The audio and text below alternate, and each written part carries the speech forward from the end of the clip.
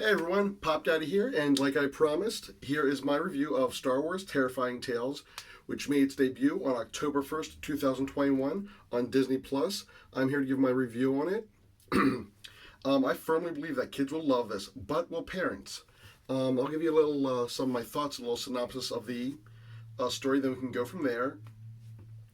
So, first things first, this show is presented in the Lego CG style that they've been doing for years, such as in the video games and the other shows, as opposed to the movie, which did that fantastical stop motion. And this special is done in a anthology style as opposed to a straightforward story, which is I'm always a sucker for anthology stuff, so I enjoyed this. And when I started to read the synopsis of this, I read this somewhere else that it was done.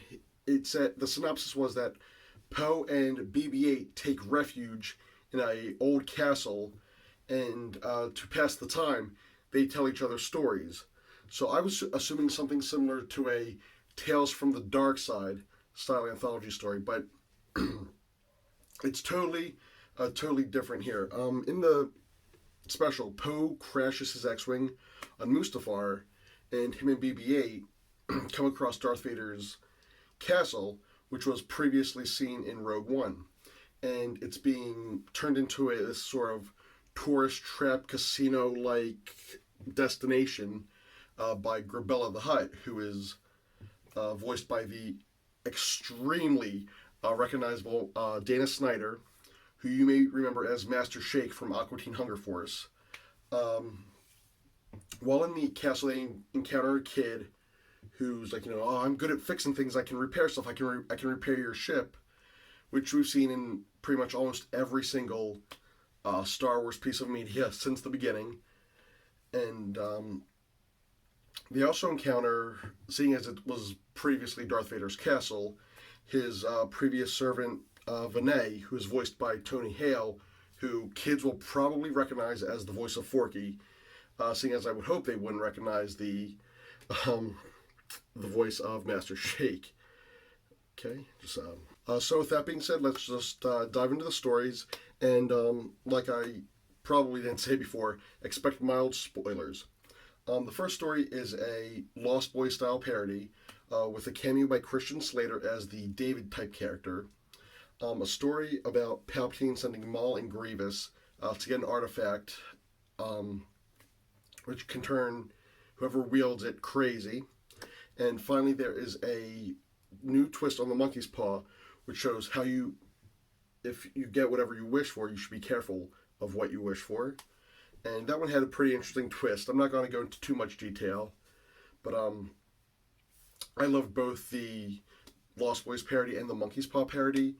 The middle story with Maul and Grievous, that felt like more of a expanded universe type story than it did a Halloween type story. So 2 out of 3 is pretty good. For I would I thought they were all well written, but that second one just didn't hit Halloween style for me. There are also like little nods to horror movies like The Shining and several zombie movies and other horror classics. Near the end, it gets pretty zombie movie-ish, and it may scare younger kids, but it's still a fun time. And of course, if you're a horror savvy parent, you'll definitely enjoy some of those nods and winks. Um, this program is very kid friendly, and parents will enjoy it also. Kids 5 and up are going to love this, and parents will like it as well. It's got the humor that Lego stuff is known for. Like it's got the jokes, it's got the quips, and plus it always has the Lego movies always have that physical humor and things like that. So I think that kids will enjoy it, parents will definitely enjoy it. The voice acting is pretty great. The standouts are definitely Christian Slater and Tony Hale. Um, the honorable mention though is Dana Snyder, because no matter how much he tries, no matter what he says, no matter how much he tries to break that mold, no matter what voice he uses, he will always be Master Shake, and he will always sound like Master Shake. And that's kind of I definitely feel like, bad for him in that regards, but what can you do? I really thought this was a cute little special, and it will definitely become a rotation in our Halloween lineup after our little guy gets, or girl gets old enough to not get scared by it. But when it comes to Lego specials, the only other real one I watched, Lego Star Wars wise, was last year's Star Wars Lego Holiday Special, and I would definitely prefer this one over that one. This one hits home better. This one is clever. The writing's good. The writing's well. The anthology style which is presented, I'm always like I said earlier, I'm always a sucker for anthology style stuff, whether it be scary stuff, Christmas stuff, Fourth of July stuff. If it has an anthology style to it, I will definitely check it out. So for my final ranking on this story, for kids, I give it a solid A, not A plus, an A. They'll like it. If they like Star Wars, they like Lego. This is right up their alley. It's definitely a classic for Halloween. That they might want to watch it year round. You don't know. For parents, I'll give it a C plus. I was entertained. I like Star Wars and Lego, as you can see here. I was entertained. The story is catchy enough. The humor isn't too cringeworthy and isn't too juvenile, where kids will get the jokes, the parents won't be like, that was a stupid joke. And the whole family can enjoy it.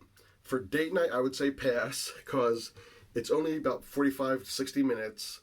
You don't want to spend your night away from the kids watching this, because it is a kids special. And finally, for everyone else that doesn't have kids, I'd say unless you're I'm sorry, unless you're a Lego purist or hardcore Star Wars fan, give it a pass, because this is not up your alley, and you probably won't like the jokes or the stories. But anyway, coming up, Halloween's coming up this week, so maybe I'll try and get one or two more reviews out on treats and movies and things like that. Next month, there's that new Home Alone coming out. The way the previews are looking, I will take that bullet for you guys, so you won't have to. I didn't mean to say that like that, but it came out that way, and it's too late to start over. So yeah, stick around. Make sure to like and subscribe. I want to say like is over here, and subscribe's over here, or it might be here depending on what system you're using.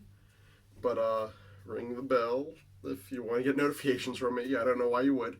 And after I pass 100 subscribers, I'm going to get that Patreon set up for you guys. Anyway, so thanks for watching. I'll see you later. Peace out.